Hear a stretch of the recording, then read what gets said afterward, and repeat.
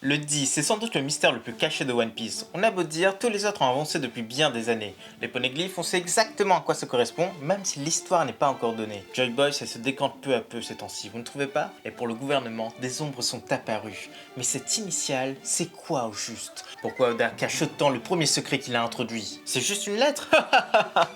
Laisse-nous rire. Si c'était juste ça, One Piece aurait raté. Alors n'insultons pas Oda. Bref, à quoi correspond-il? D'où vient-il? Pourquoi sa transmission se fait de génération en génération?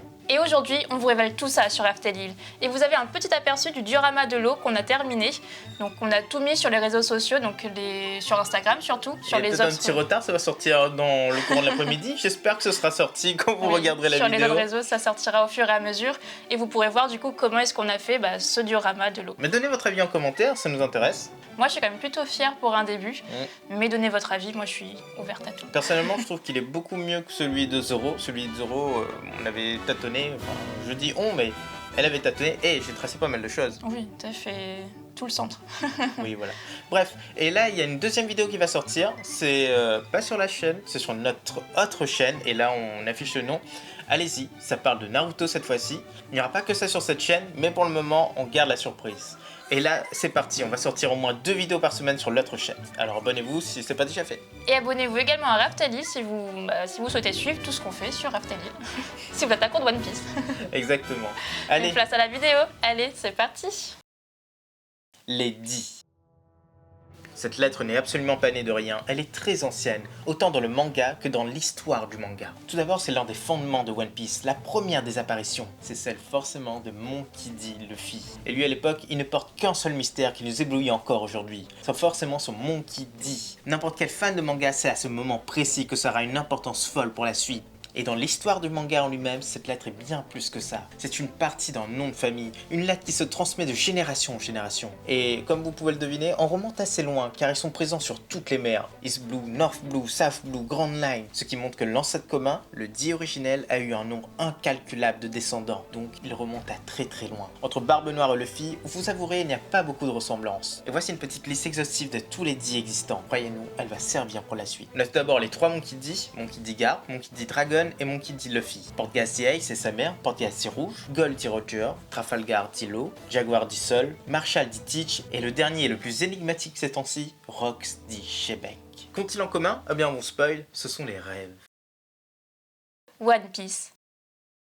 Ce manga n'est pas comme les autres, il a des valeurs fortes qui transcendent chaque arc, des moments forts dont tout le monde se rappelle même après tant d'années. Et le plus marquant, ce sont les rêves de chaque personnage. Même ceux qui n'ont pas cette initiale sont emplis d'envie et guidés par leurs sentiments. Barbe Blanche voulait vivre une belle vie aux côtés de ses enfants, et à la fin, il a donné un nouvel élan aux rêves de Roger. Et cet homme n'avait qu'une seule envie, être un homme libre tout en prenant ce monde et en protégeant les siens. Il a réussi à convaincre tous ceux de son entourage et c'est bien lui le plus important. Peu après avoir découvert les secrets de ce monde, le fait que le premier des dix c'était Joy Boy lui-même, ceux qui l'ont accompagné ont très vite compris la portée de ce secret. Et à partir de là, ils ont échafaudé un plan pour permettre aux dix de perdurer. La première étape, c'était une tâche qu'un seul homme pouvait accomplir, Oden Kozuki. Par chance, ou grâce au destin, ce samouraï était venu avec lui, et il était le souverain légitime de Wano. Lui qui venait de réaliser son rêve de liberté se devait maintenant de rentrer sur ses terres pour l'avenir du monde.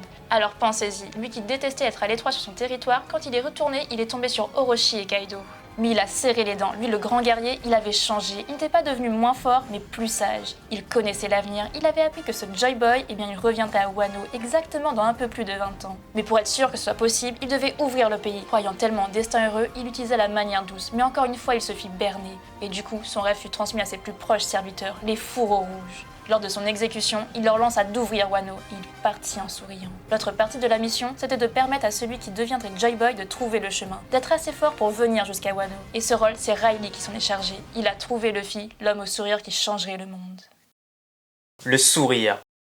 Maintenant, il est temps de se pencher un peu plus sur la signification de cette lettre. La première chose que vous, Nonakama, vous nous avez donnée, c'est le sourire. Oui, c'est une bonne définition, car un dit sur le côté, ça donne bien un sourire. Et quoi de plus présent dans One Piece, autant chez les gentils que chez les méchants, que ce grand sourire. Le premier à apparaître, c'est celui de Roger lors de sa mort. Et à partir de là, on comprend qu'il est lié non pas à la fin, mais à une continuité. Tous ceux qui avaient une idée de sa signification se sont éteints avec un grand sourire. Oden l'a fait, Corazon, Sol. Mais pourquoi? Qui sourit au moment de sa mort? Et pire, Qui dit qu'il vivra toujours même en sachant que son heure est arrivée? Et ben là, l'auteur a déjà donné une réponse. C'est Iluluk, le père de Chopper. Lui, il se savait malade. Il savait qu'il ne pouvait pas vivre longtemps. Il avait même pris le poison que lui avait concocté par erreur son fils. Et enfin, face à la mort, il lança qu'un homme ne pouvait mourir que lorsqu'il était oublié. Et c'est là qu'Oda a laissé passer le plus grand des indices sur le dit. C'est l'héritage de celui qui ne devrait pas être oublié. Celui qui a donné aux générations futures les indices de son existence et de son retour. Le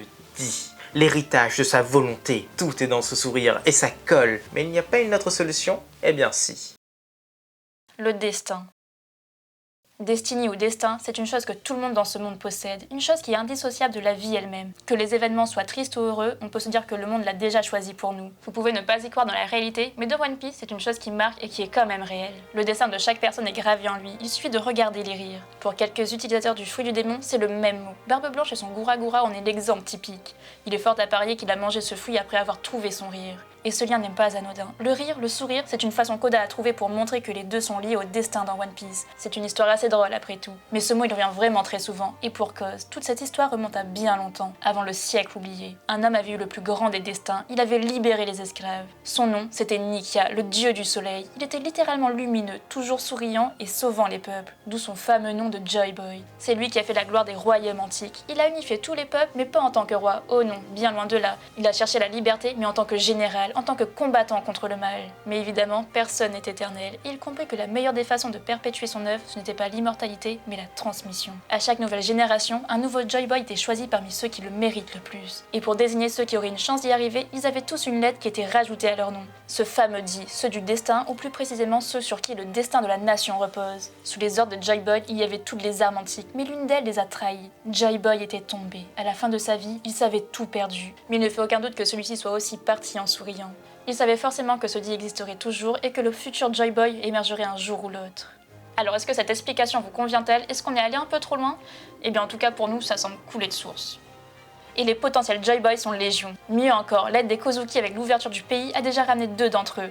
Sur place, il y a Law et Luffy. Et inutile de vous dire qui est le nouveau Joy Boy. Petit plus, le peuple qui régnait avant sur Grand Line n'était autre que les Lunaria, et King en faisait partie. Dans son folklore, Joy Boy se réveillait dans chaque génération. Et il pensait dur comme fer que c'était Kaido. La preuve est bien là, et sans doute que Kaido est un dit lui-même, tout comme son rejeton. La signification. Et enfin, voici l'explication qui nous satisfait le plus, la vraie signification derrière le dit. Certes, il faut se dire que c'est un peu de tout, mais dans l'absolu, il y a un autre mot qui caractérise cette œuvre, un mot qui pourrait réellement remplacer ce titre. Lorsqu'un homme prend la mer, ce n'est pas du tout parce qu'il a tout pour lui. Oh non, loin de là. C'est plutôt qu'il en veut plus. Il espère échapper à sa condition. Il espère pousser sur sa vie jusqu'à son paroxysme, donner vie à son rêve. Tous les personnages en ont tant, toutes les personnes font tout pour y arriver. Mais la plupart échouent en route. Ace est mort en prononçant ces mots. Corazon également. Iluluk, encore une fois, en est l'exemple typique. Il parle du rêve des hommes. Oden a transmis son rêve à sa mort. Et oui, c'est bien ça le One Piece. C'est le rêve, c'est le dit, c'est le dreamer. Celui qui ne veut que la liberté. Roger a lâché que tant qu'il y avait des personnes pour rêver, la liberté existera. Barbe Noire aussi le dit, alors que lui, il est incapable de rêver. Et le vrai rêve de Luffy, au-delà de devenir l'homme le plus libre du monde, c'est le même rêve que celui de Roger et de Joy Boy. Il rêve de donner à ce monde la liberté.